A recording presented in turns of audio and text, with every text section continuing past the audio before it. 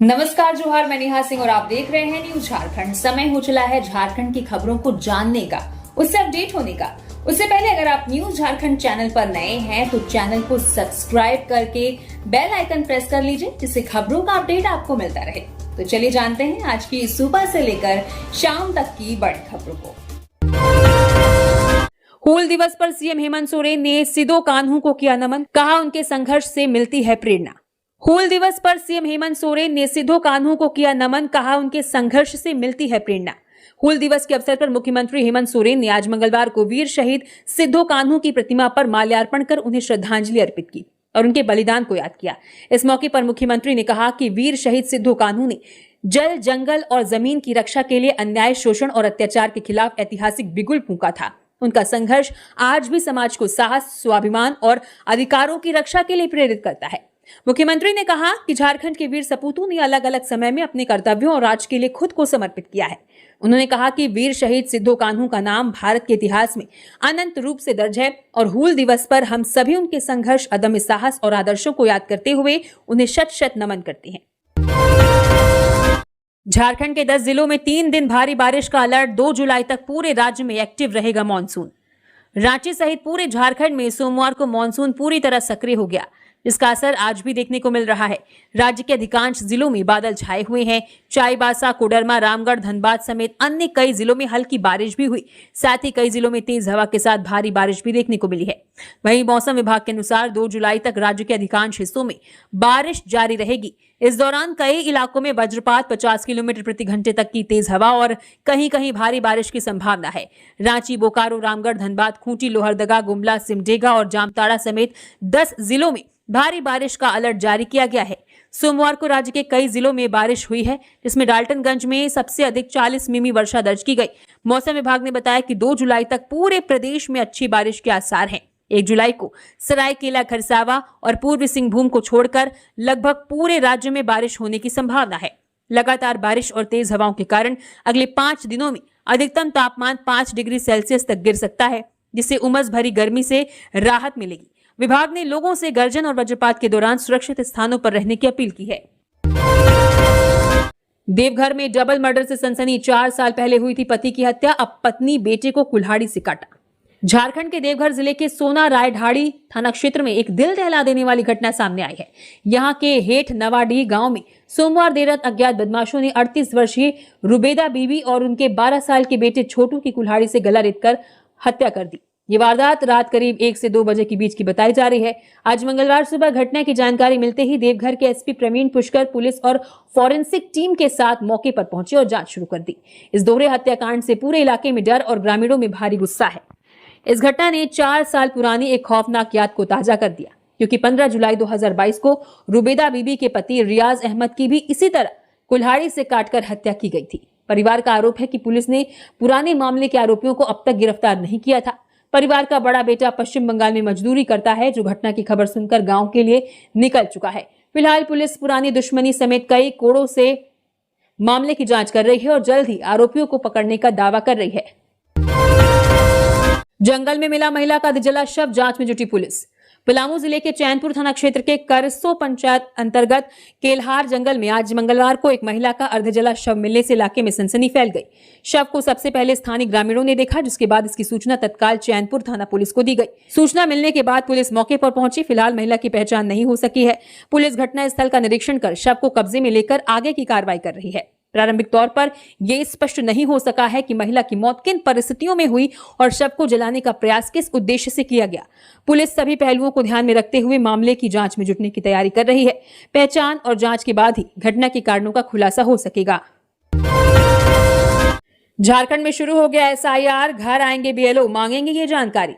झारखंड में मतदान सूची को पूरी तरह शुद्ध और अपडेट करने के लिए विशेष गहन पुनरीक्षण अभियान शुरू किया गया है। इसके तहत बूथ लेवल ऑफिसर 29 जुलाई तक घर घर जाकर मतदाताओं का वेरिफिकेशन करेंगे और उन्हें एन्यूमरेशन फॉर्म देंगे। मतदाताओं को इस फॉर्म की 2 प्रतियों में जरूरी जानकारी भरकर और हस्ताक्षर करके एक प्रति बीएलओ को लौटानी होगी, जबकि दूसरी प्रति रसीद के तौर पर अपने पास रखनी होगी। इस प्रक्रिया में नए मतदाताओं 18+ वर्ष के नाम जोड़े जाएंगे और जो लोग मर चुके हैं, कहीं और शिफ्ट हो गए हैं या जिनके पास एक से ज्यादा वोटर कार्ड है, उनकी पहचान कर नाम हटाए जाएंगे।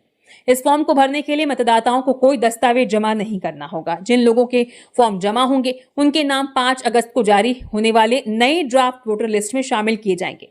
राज्य में अब तक 82.08% मतदाताओं की मैपिंग पूरी हो चुकी है, लेकिन शहरी और ग्रामीण क्षेत्रों की रफ्तार में बड़ा अंतर है। ग्रामीण और अर्ध शहरी इलाकों जैसे तमाड़ में 85.83% और मांडर में 85.71% काम काफी तेजी से हुआ है। इसके विपरीत रांची लोकसभा क्षेत्र के शहरी इलाकों में अभियान की रफ्तार बहुत धीमी है। उदाहरण के लिए रांची विधानसभा में केवल 55.57% और हटिया में 55.44% मतदाताओं की ही मैपिंग हो पाई है। डिजिटल रिकॉर्ड को अपडेट करने के लिए मतदाताओं की फोटो ऐप के जरिए ऑनलाइन अपलोड किए जा रहे हैं और पूरी प्रक्रिया पर नजर रखने के लिए राजनीतिक दलों के सहयोग से 74,320 बूथ लेवल एजेंट भी तैयार किए गए हैं। झारखंड में ब्रेन मलेरिया से 72 घंटे में 4 बच्चों की मौत, 20 से अधिक अस्पताल में भर्ती। पूर्वी सिंहभूम जिले के पोटका प्रखंड में ब्रेन मलेरिया का प्रकोप तेजी से बढ़ता जा रहा है। लगातार बढ़ रहे संक्रमण और बच्चों की मौत ने पूरे इलाके में दहशत का माहौल पैदा कर दिया है। बीते 72 घंटों के भीतर 4 बच्चों की मौत हो चुकी है, जबकि 20 से अधिक मरीज विभिन्न अस्पतालों में भर्ती हैं। इनमें कई बच्चों की हालत गंभीर बनी हुई है। हालांकि जिला चिकित्सा पदाधिकारी का कहना है कि सरकारी अस्पताल में ब्रेन मलेरिया से 2 लोगों की ही मौत की पुष्टि हुई है। बढ़ते मामलों को देखते हुए स्वास्थ्य विभाग, जिला प्रशासन और अस्पताल प्रबंधन लगातार स्थिति पर नजर बनाए हुए हैं, लेकिन मरीजों की तेजी से बढ़ती संख्या ने प्रशासन की चिंता बढ़ा दी है। ब्रेन मलेरिया से जिन बच्चों की मौत हुई है उनमें कस्तूरबा गांधी आवासीय विद्यालय की छात्रा लखी सरदार, 8 वर्षीय राहुल सरदार, 8 वर्षीय सुबोला सरदार और सुबोली सरदार की 1 वर्षीय छोटी बहन खुशबू सरदार शामिल हैं। इन बच्चों की मौत के बाद पूरे क्षेत्र में शोक और भय का माहौल है। हूल दिवस पर राज्यपाल ने सिद्धो कान्हू को दी श्रद्धांजलि। झारखंड के राज्यपाल संतोष कुमार गंगवार ने हूल दिवस के अवसर पर लोक भवन में हूल क्रांति के अमर महानायक सिद्धो कान्हू के चित्र पर माल्यार्पण कर श्रद्धांजलि अर्पित की। इस अवसर पर राज्यपाल ने कहा कि हूल क्रांति भारत के स्वतंत्रता संग्राम के इतिहास का गौरवशाली अध्याय है। उन्होंने कहा कि सिद्धो कान्हू, चांद भारव, फूलो झानो सहित हूल आंदोलन के सभी वीर सेनानियों ने अन्याय, शोषण और औपनिवेशिक शासन के विरुद्ध अदम्य साहस का परिचय दिया। उनका त्याग, संघर्ष और राष्ट्र प्रेम आज भी देशवासियों के लिए प्रेरणा स्रोत है। राज्यपाल ने कहा कि हूल दिवस हमें वीर शहीदों के बलिदान को याद करने और उनके आदर्शों पर चलने का संकल्प लेने की प्रेरणा देता है। जमीन विवाद में गिरिडीह के पूर्व सब रजिस्ट्रार की पत्थर से कूचकर हत्या। रामगढ़ जिले के मांडू थाना अंतर्गत बेल सगरा गांव निवासी और गिरिडीह के पूर्व सब रजिस्ट्रार की पत्थर से कूचकर हत्या कर दी गई है। बालेश्वर पटेल की हत्या जमीन विवाद को लेकर की गई है। हत्या की खबर के बाद इलाके में सनसनी फैल गई। बताया जाता है कि बालेश्वर पटेल हूल दिवस की छुट्टी पर अपने गांव आए थे। आज मंगलवार की सुबह वो विवादित जमीन पर गए थे, जहां उन पर हमला कर दिया गया। घटना की जानकारी मिलने के बाद पुलिस मौके पर पहुंची और छानबीन शुरू कर दी है। पूर्व सब रजिस्ट्रार की हत्या की खबर फैलते ही प्रशासनिक महकमे और स्थानीय लोगों में शोक की लहर दौड़ गई। बड़ी संख्या में लोग उनके आवास पर पहुंचे और घटना पर दुख जताया। पुलिस का कहना है कि जल्द ही पूरे मामले का खुलासा कर आरोपियों को गिरफ्तार किया जाएगा। आवारा कुत्ते के हमले में 4 साल का बच्चा गंभीर, गिरिडीह से धनबाद इलाज कराने पहुंचे, चेहरे पर थे गहरे जख्म, रिम्स रेफर। गिरिडीह जिले के अहिल्यापुर थाना क्षेत्र के गांडे प्रखंड स्थित जमजोरी गांव में घर के बाहर खेल रहे 4 वर्षीय बच्चे पर एक आवारा कुत्ते ने अचानक हमला कर दिया। कुत्ते ने बच्चे के चेहरे के बाईं ओर गाल के पास गहरे जख्म कर दिए और कुछ देर तक उसे दबोचे रखा। बच्चे की चीख पुकार सुनकर आसपास के लोग मौके पर पहुंचे और काफी मशक्कत के बाद कुत्ते को भगाकर उसकी जान बचाई। हमले के बाद पूरे इलाके में दहशत का माहौल है, जबकि परिजनों का रो रो कर बुरा हाल है। घटना के बाद परिजन बच्चे को पहले स्थानीय अस्पताल ले गए, जहां प्राथमिक उपचार के बाद उसकी गंभीर हालत को देखते हुए धनबाद के शहीद निर्मल महतो मेडिकल कॉलेज एवं अस्पताल रेफर किया गया। वहां भी डॉक्टरों ने बच्चे की स्थिति चिंताजनक बताते हुए बेहतर इलाज के लिए रांची के रिम्स भेज दिया। फिलहाल बच्चे का इलाज रिम्स में विशेषज्ञ डॉक्टरों की निगरानी में चल रहा है और उसके जल्द स्वस्थ होने की उम्मीद की जा रही है।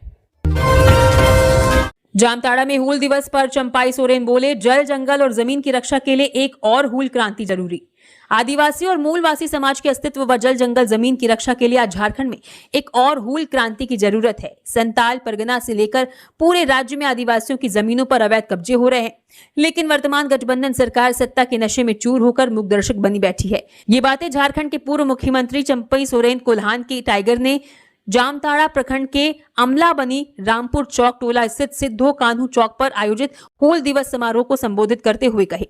चंपाई सोरेन ने राज्य सरकार पर तीखा हमला बोलते हुए कहा कि आज का दिन बेहद ऐतिहासिक है, लेकिन बेहद अफसोस की बात यह है कि वीर शहीदों सिद्धो कान्हू, चांद भैरव और फूलो झानो की जन्मभूमि भोगनाडीह में ग्रामीणों द्वारा आयोजित होने वाले कार्यक्रम को सरकार ने रोक दिया। भोगनाडीह को पुलिस छावनी में तब्दील कर दिया गया।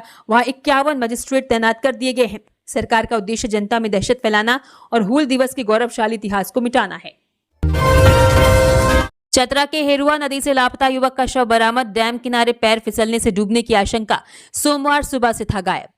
चतरा जिले के सदर थाना क्षेत्र में एक दुखद हादसा सामने आया है। नगवा मोहल्ले के रहने वाले 40 वर्षीय अजीत कुमार सोमवार सुबह हेरुआ डैम की तरफ शौच के लिए निकले थे, लेकिन देर शाम तक घर वापस नहीं लौटे। परिजनों ने रात भर उनकी काफी खोजबीन की, पर उनका कुछ पता नहीं चल सका। इसके अगले दिन यानी आज मंगलवार की सुबह अजीत के छोटे भाई कृष्ण ने उनका शव हेरुआ नदी में तैरता हुआ देखा। इस घटना से पूरे इलाके में सनसनी फैल गई और परिवार में कोहराम मच गया। परिजनों का अनुमान है कि सोमवार को मौसम खराब होने की वजह से नदी का जलस्तर बढ़ा हुआ था और डैम किनारे पैर फिसलने के कारण अजीत गहरे पानी में डूब गए। घर वालों ने किसी भी तरह की साजिश की आशंका से इनकार किया है। घटना की जानकारी मिलते ही सदर थाना पुलिस ने मौके पर पहुंचकर शव को नदी से बाहर निकाला और पोस्टमार्टम के लिए चतरा सदर अस्पताल भेज दिया है और पुलिस मामले की जांच में जुटी है। पाकुड़ में धूमधाम से मनाया गया हूल दिवस। सिद्ध कान्हू मुर्मू पार्क में शहीदों को किया गया याद। पारंपरिक वेशभूषा में शामिल हुए लोग। आज मंगलवार को पाकुड़ में हूल दिवस पूरे उत्साह और श्रद्धा के साथ मनाया गया। इस अवसर पर शहर के सिद्ध कान्हू मुर्मू पार्क में मुख्य कार्यक्रम हुआ, जहां प्रशासनिक अधिकारियों, राजनीतिक दलों और सामाजिक संगठनों के लोगों ने वीर शहीद सिद्ध कान्हू और चांद भैरव की प्रतिमाओं पर माल्यार्पण कर उन्हें श्रद्धांजलि दी। इस दौरान लोगों ने पार्क में स्थित ऐतिहासिक मिटिलो टावर के भी दर्शन किए, जिसका हूल क्रांति में एक विशेष महत्व है। हूल दिवस के मौके पर शहर में भव्य जुलूस और पारंपरिक रैलियां निकाली गई, जिसमें बड़ी संख्या में आम लोग और छात्र छात्राएं शामिल हुए। पारंपरिक वेशभूषा में सजे आदिवासी समाज के लोगों ने सांस्कृतिक उत्साह के साथ नारेबाजी की और शहीदों की आकर्षक झांकियां निकाली। पार्क पहुंचकर लोगों ने पारंपरिक रीति रिवाज से पूजा अर्चना की और शहीदों के बलिदान को याद किया, जिससे पूरा शहर उत्सव के माहौल में डूब गया। आज तक का सबसे महंगा मेला 2 करोड़ 27 लाख रुपए की लगी बोली। आगामी 16 जुलाई से शुरू होने जा रही ऐतिहासिक रथ यात्रा को लेकर तैयारियां तेज हो गई हैं। इस दौरान धुरवा स्थित जगन्नाथपुर में 10 दिवसीय भव्य मेले का आयोजन किया जाएगा। रथ मेला परिसर में लगने वाली दुकानों के लिए सोमवार को टेंडर प्रक्रिया पूरी कर ली गई। इस बार RS इंटरप्राइजेज ने सबसे अधिक 2 करोड़ 27 लाख 21,112 रुपए की बोली लगाकर मेला संचालन का ठेका अपने नाम किया है। पिछले 3 सालों में ये अब तक का सबसे महंगा ठेका है, जिसका सीधा असर मेले में लगने वाली छोटी बड़ी दुकानों के किराए पर पड़ने की संभावना जताई जा रही है। ये निविदा प्रक्रिया ADM law and order Dhananjay, Jagannath मंदिर के प्रथम सेवक ठाकुर सुधांशुनाथ शाहदेव, सचिव प्रसन्न कुमार, विनोद कुमार तथा आवासीय पदाधिकारी स्मृति कुमारी की उपस्थिति में जगन्नाथपुर थाना परिसर में संपन्न हुई। जमशेदपुर सिटी SP की गाड़ी पर हमला। डबल डाउन बार के बाहर चाकूबाजी मामला। घायल की मौत के बाद हंगामा, लोग हुए उग्र।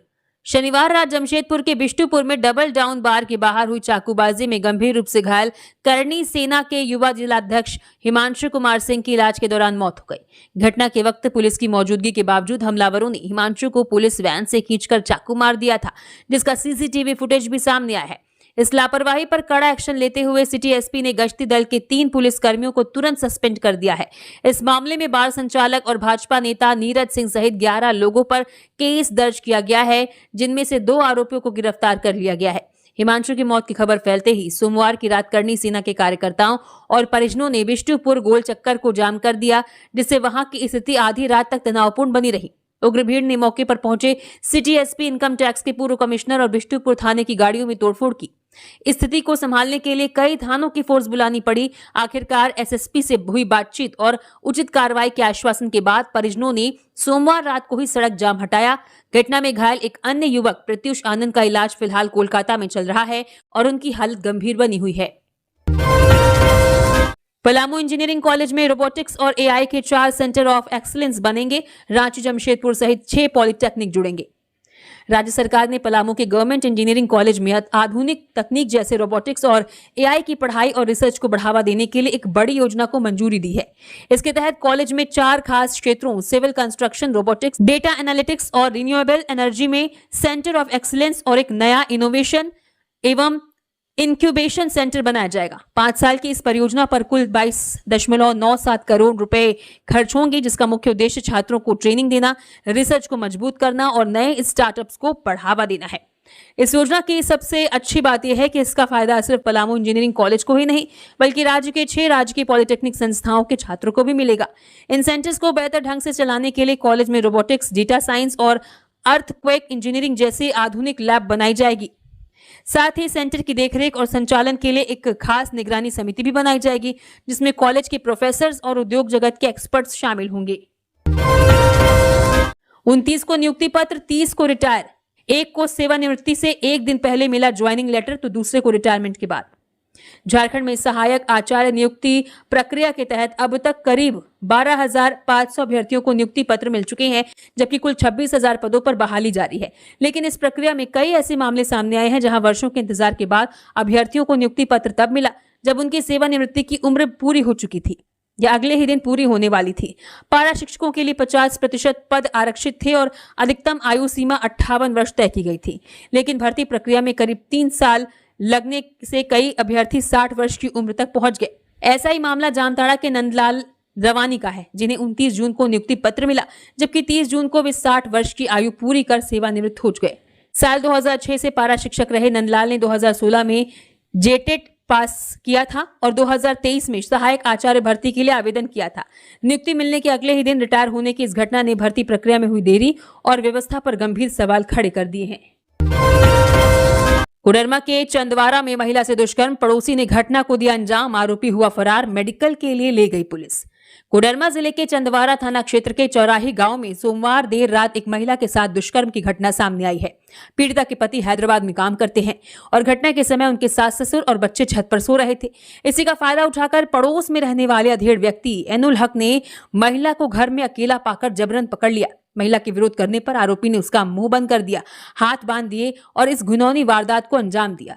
आज मंगलवार सुबह जब डरी सहमी पीड़िता ने आरोपी के परिवार को इसकी जानकारी दी तो उन्होंने मामले को दबाने और समझौता करने का दबाव बनाया। इससे दुखी होकर महिला ने ग्रामीणों को इकट्ठा कर आपबीती सुनाई, जिसके बाद पुलिस को सूचना दी गई। चंदवारा थाना प्रभारी शशि भूषण कुमार ने बताया कि महिला का बयान दर्ज कर लिया गया है और फरार आरोपी एनुल हक को गिरफ्तार करने के लिए लगातार छापेमारी की जा रही है। इस घटना के बाद पूरे गांव में भारी आक्रोश है। बिहार झारखंड का कुख्यात अपराधी संजय सिंह गिरफ्तार, हत्या, रंगदारी, लूट और डकैती करने के कुल 25 मामले दर्ज, लंबे समय से थी पुलिस को तलाश। बिहार झारखंड का कुख्यात संजय सिंह को पुलिस ने सोमवार देर रात पटना रेलवे स्टेशन से गिरफ्तार कर लिया। पुलिस के मुताबिक इस कुख्यात अपराधी पर दोनों राज्यों में हत्या, रंगदारी, लूट और डकैती करने के कुल 25 मामले दर्ज हैं। लंबे समय से पुलिस अपराधी की तलाश में थी। गुप्त सूचना के आधार पर एसटीएफ टीम ने अपराधी को दबोचा। जानकारी के मुताबिक संजय सिंह मूल रूप से मसौढ़ी का रहने वाला है। हाल ही में उस पर भेठा स्थित एक व्यक्ति को गोली मारकर हत्या करने का आरोप है। पुलिस द्वारा दी गई जानकारी के मुताबिक संजय सिंह अपने 4 दोस्तों के साथ मिलकर 1995 से 96 में पांडव सेना बनाया था। सेना बनाने के बाद अलग अलग तरह के हथकंडे अपनाकर वो हत्या, चोरी, रंगदारी, लूट और डकैती करता था। हूल दिवस पर वीर सिद्धो कान्हू को दी गई श्रद्धांजलि।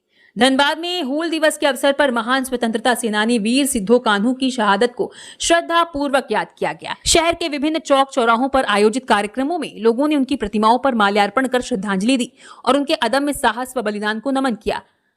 बरमसिया पुल चौक स्थित वीर सिद्धो कान्हू की प्रतिमा पर विधायक राज सिन्हा ने माल्यार्पण कर उन्हें श्रद्धांजलि दी। इस अवसर पर उन्होंने कहा कि वीर सिद्धो कान्हू ने अंग्रेजी हुकूमत के खिलाफ आदिवासी समाज को संगठित कर ऐतिहासिक संघर्ष का नेतृत्व किया और देश की आजादी के लिए अपने प्राणों का बलिदान दिया। विधायक राज सिन्हा ने कहा कि सिद्धो कान्हू का शौर्य, संघर्ष और राष्ट्रभक्ति आज भी समाज को अन्याय के खिलाफ आवाज उठाने और अपने अधिकारों के लिए संघर्ष करने की प्रेरणा देता है। रांची का चिरुडी बना ग्लोबल आर्ट विलेज। सोहराई कला से सजी हैं घरों की दीवारें। फ्रांस, कनाडा, अमेरिका और ब्रिटेन से पहुंच रहे पर्यटक। झारखंड के रांची जिले का चिरुडी गांव सोहराई कला के जरिए आज ग्लोबल आर्ट विलेज बन चुका है। अप्रैल 2024 में युवा मनीष कुमार महतो ने वर्कशॉप शुरू कर महिलाओं को ये कला सिखाई। आज गांव के करीब 50 घरों की दीवारें इस पेंटिंग से सजी हैं, जिसे देखने फ्रांस, अमेरिका और कनाडा से विदेशी पर्यटक आ रहे हैं। इस बदलाव को देखकर अब पड़ोसी गांव के लोग भी अपनी दीवारों को सोहराई कला से सजाने लगे हैं। इस मुहिम ने महिलाओं को आत्मनिर्भर बनाकर उनका जीवन बदल दिया है। जो महिलाएं पहले पेंटिंग नहीं जानती थीं, वे आज साड़ियों और गमछों पर कलाकारी कर हर महीने 8 से 9,000 रुपए कमा रही हैं। 300 से 400 रुपए की साधारण साड़ी पेंटिंग के बाद 7 से 8,000 रुपए में बिक रही हैं। महिलाएं अब दूसरे शहरों में ट्रेनिंग देकर रोजाना 500 से 1,000 रुपए कमा रही हैं। हाथ में दर्द का इलाज कराने पहुंचा युवक, इंजेक्शन लगाने के बाद मौत। सिविल सर्जन बोले, एनके सिन्हा डॉक्टर नहीं, होगी कार्रवाई। पचंबा थाना क्षेत्र के वार्ड संख्या 28 के रहने वाले राजकुमार पासवान को हाथ में दर्द की शिकायत होने पर नगर थाना क्षेत्र के बक्सी स्थित एनके सिन्हा क्लिनिक में भर्ती कराया गया था। परिजनों का आरोप है कि डॉक्टर द्वारा दवा और इंजेक्शन दिए जाने के तुरंत बाद राजकुमार की तबीयत बिगड़ती चली गई और उनकी मौत हो गई। इस घटना से गुस्साए परिजनों ने डॉक्टर पर लापरवाही और अवैध रूप से क्लिनिक चलाने का आरोप लगाते हुए वहां जमकर हंगामा किया। सूचना मिलते ही पुलिस ने मौके पर पहुंचकर स्थिति को संभाला और शव को पोस्टमार्टम के लिए भेजकर मामले की जांच शुरू कर दी है। इस मामले में डॉक्टर एनके सिन्हा का कहना है कि उन्होंने मरीज को सिर्फ शुरुआती इलाज के तौर पर इंजेक्शन दिया था, जिसके बाद क्लिनिक के बाहर बैठे बैठे अचानक उसकी मौत हो गई। डॉक्टर ने यह भी माना कि उनके पास क्लिनिक का लाइसेंस नहीं है। वहीं सिविल सर्जन डॉक्टर बच्चा सिंह ने मामले का संज्ञान लेते हुए बड़ा खुलासा किया कि एनके सिन्हा कोई रजिस्टर्ड डॉक्टर नहीं है और उनका क्लिनिक पूरी तरह अवैध है। सिविल सर्जन ने स्वास्थ्य विभाग की टीम को पूरी घटना की निष्पक्ष जांच करने और दोषियों के खिलाफ सख्त कानूनी कार्रवाई करने के निर्देश दिए हैं। नामकुम के लाली गांव में गुस्साए ग्रामीणों का अनोखा प्रदर्शन, जर्जर सड़क पर लगाया नरक द्वार का बोर्ड। जर्जर सड़क से परेशान लोगों को मरम्मती के लिए तरह तरह के विरोध प्रदर्शन करते देखा और सुना होगा। विरोध में कई बार लोगों को सड़क पर धान रोपी या सड़क जाम करते देखा गया है, परंतु रांची के नामकुम प्रखंड के लाली गांव के ग्रामीणों ने सबसे हटकर विरोध प्रदर्शन का तरीका चुना। ग्रामीणों ने जर्जर सड़क को नरक का द्वार का नाम देते हुए सड़क मुख्य मार्ग पर बड़ा गेट बना है। आधा दर्जन टोलों के ग्रामीण विरोध में सड़क पर उतरकर प्रदर्शन कर रहे हैं। बनाए गए बैनर में लिखा है, नरक द्वार सावधान, ये लाली का रास्ता है, यमलोक की ओर जाता है। दुर्घटना होने पर खुद की जिम्मेदारी होगी, सरकार इसकी जिम्मेदारी नहीं लेगी। ग्रामीणों का कहना है कि रास्ता पूरी तरह से जर्जर हो गया है, जिससे आने जाने में बहुत दिक्कत हो रही है। हर दिन दुर्घटना होती रहती है। स्कूली बच्चों को जाने आने में और गर्भवती महिलाओं को अस्पताल तक ले जाने में दिक्कत हो रही है। कुली मिस्त्री करके जीवन यापन करने वाले दिहाड़ी मजदूर को भी आने जाने में दिक्कत हो रही है।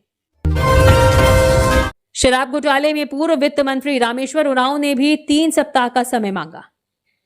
झारखंड राज्य के पूर्व वित्त मंत्री रामेश्वर उरांव ने भी ईडी के कार्यालय जाने के बदले समय की मांग की है।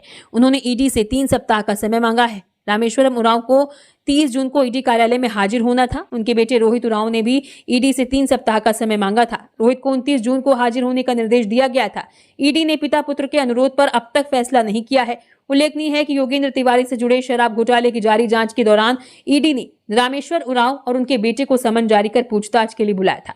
दोनों को अपनी आमदनी और खर्च से संबंधित ब्यौरा के अलावा चल अचल संपत्ति का ब्यौरा भी साथ लाने का निर्देश दिया था। उत्पाद नीति 2022 से पहले राज्य में हुए शराब के व्यापार से रोहित ने एक कंपनी के साथ एग्रीमेंट किया था। इसी मामले में रोहित सहित अन्य के ठिकानों पर पहले छापेमारी की जा चुकी है। सदर अस्पताल में पहली बार दूरबीन विधि से 1.45 किलो की तिल्ली का सफल ऑपरेशन। राजधानी रांची के सदर अस्पताल में पहली बार दूरबीन विधि से 1.45 किलोग्राम वजन की बढ़ी हुई तिल्ली का सफल ऑपरेशन किया गया। डॉक्टरों की टीम ने जटिल सर्जरी को सफलतापूर्वक पूरा किया। ऑपरेशन के बाद मरीज की हालत स्थिर है और वो तेजी से स्वस्थ हो रहा है। अस्पताल के अनुसार मरीज लंबे समय से तिल्ली के असामान्य रूप से बढ़ जाने की समस्या से परेशान था। सामान्य तौर पर तिल्ली का वजन 150 से 200 ग्राम के बीच होता है, लेकिन इस मरीज की तिल्ली का वजन बढ़कर करीब 150 किलोग्राम हो गया था। इसके कारण उसे पेट में दर्द, भारीपन और दूसरी स्वास्थ्य समस्याएं हो रही थी। जांच के बाद डॉक्टरों ने दूरबीन विधि से ऑपरेशन करने का फैसला लिया। इस तकनीक में पेट पर बड़ा चीरा लगाने की जरूरत नहीं होती। छोटे छोटे छेद के जरिए कैमरे और विशेष उपकरणों की मदद से सर्जरी की जाती है। डॉक्टरों के अनुसार इस तकनीक से मरीज को कम दर्द होता है, खून कम बहता है, संक्रमण का खतरा भी कम रहता है और मरीज जल्दी स्वस्थ होकर घर जा सकता है। अस्पताल प्रबंधन ने इसे सदर अस्पताल की बड़ी उपलब्धि बताया है। निरसा में पीजी लॉज में चल रहा था देह व्यापार। रेड से पहले युवक युवतियों व संचालन फरार। धनबाद जिले के पुराने निरसा थाना क्षेत्र के समीप स्थित एक पीजी लॉज में लंबे समय से कथित रूप से देह व्यापार चलने का मामला सामने आया है। स्थानीय लोगों की शिकायत पर पुलिस ने सोमवार को छापेमारी की। हालांकि पुलिस के पहुंचने से पहले ही 2 जोड़े युवक युवतियों और लॉज संचालक मौके से फरार हो गए। पुलिस ने तलाशी के दौरान लॉज से आपत्तिजनक सामान बरामद किया है और परिसर को सील करने की प्रक्रिया शुरू कर दी है। स्थानीय लोगों का आरोप है कि पीजी लॉज में पिछले करीब 1 साल से संदिग्ध और अनैतिक गतिविधियां संचालित हो रही थी। उन्होंने कई बार लॉज संचालक को इस तरह की गतिविधियां बंद करने की चेतावनी दी थी, लेकिन कोई असर नहीं हुआ। इसके बाद लोगों ने इसकी सूचना निरसा पुलिस को दी। सूचना मिलते ही निरसा के एसडीपीओ लीलेश्वर महतो के नेतृत्व में पुलिस टीम मौके पर पहुंची, लेकिन पुलिस के पहुंचने से पहले ही वहां मौजूद युवक युवतियां स्थानीय लोगों से धक्का मुक्की कर फरार हो गए। हंगामे के दौरान लॉज संचालक भी मौके से भाग निकला। सरायकेला खरसावा में आधी रात गांव में घुसा जंगली हाथी, घर तोड़कर चावल कर गया चट। सरायकेला खरसावा जिले के चांडिल वन क्षेत्र में आने वाले शीशी गांव में सोमवार की देर रात करीब 1 बजे एक जंगली हाथी ने जमकर उत्पात मचाया। यह हाथी अपने झुंड से बिछड़कर अचानक गांव में घुस आया था, जिससे ग्रामीणों में डर और अफरा तफरी का माहौल बन गया। लोग अपनी अपनी जान बचाने के लिए रात भर घरों में दुबके रहे। वहीं कुछ ग्रामीण उसे भगाने के लिए शोर मचाते रहे। इस दौरान हाथी ने गांव के अंगद सिंह मुंडा के कच्चे घर को बुरी तरह तोड़ दिया और घर में रखा सारा चावल खा गया। इससे पीड़ित परिवार के सामने अब रहने और खाने का संकट खड़ा हो गया है। सुबह होने पर हाथी वापस जंगल की ओर लौट गया। ग्रामीणों के अनुसार झुंड से बिछड़े इस हाथी ने पिछले कुछ दिनों में ईचागढ़ और कुकड़ू प्रखंड क्षेत्र में भी काफी नुकसान पहुंचाया है, जिससे इलाके के किसान और आम लोग अपनी जान माल को लेकर बेहद डरे हुए हैं। घटना के बाद ग्रामीणों ने वन विभाग को इसकी सूचना दी। लोगों ने मांग की है कि पीड़ित परिवार को नुकसान का जल्द से जल्द मुआवजा दिया जाए और गांव की सुरक्षा के लिए हाथी की गतिविधियों पर लगातार निगरानी रखी जाए, ताकि भविष्य में ऐसी घटना दोबारा न हो सके। रामगढ़ में ट्रक ट्रेलर की सीधी टक्कर, केबिन में फंसे चालक को 1 घंटे बाद निकाला जा सका, गंभीर हालत में अस्पताल भेजा गया। रामगढ़ पतरातू मुख्य मार्ग पर बरका काना रेलवे स्टेशन के पास सोमवार की देर रात एक भीषण सड़क हादसा हो गया। यहां विपरीत दिशा से आ रहे एक 12 चक्का ट्रक और टिप ट्रेलर के बीच आमने सामने जोरदार टक्कर हो गई। टक्कर इतनी भीषण थी कि ट्रक का अगला हिस्सा पूरी तरह चकनाचूर हो गया और उत्तर प्रदेश के बलिया के रहने वाले 25 वर्षीय चालक राहुल गुप्ता केबिन के अंदर ही बुरी तरह फंस गया। इस घटना के बाद मौके पर चीख पुकार मच गई और देखते ही देखते स्थानीय लोगों की भारी भीड़ जमा हो गई। सूचना मिलते ही बरका काना थाना पुलिस तुरंत मौके पर पहुंची और स्थानीय लोगों तथा क्रेन की मदद से करीब 1 घंटे की कड़ी मशक्कत के बाद चालक को सुरक्षित बाहर निकाला। गंभीर रूप से घायल राहुल को तुरंत रामगढ़ सदर अस्पताल भेजा गया, जहां उसकी हालत चिंताजनक बनी हुई है। इस हादसे के कारण सड़क पर करीब 2 घंटे तक लंबा जाम लगा रहा, जिसे पुलिस ने क्षतिग्रस्त वाहनों को हटवाकर खुलवाया। पुलिस ने दोनों वाहनों को जब्त कर लिया है और तेज रफ्तार व लापरवाही को हादसे की वजह मानते हुए मामले की जांच कर रही है। इसी तरह और भी खबरों से अपडेट रहने के लिए न्यूज झारखंड चैनल को सब्सक्राइब करें। धन्यवाद।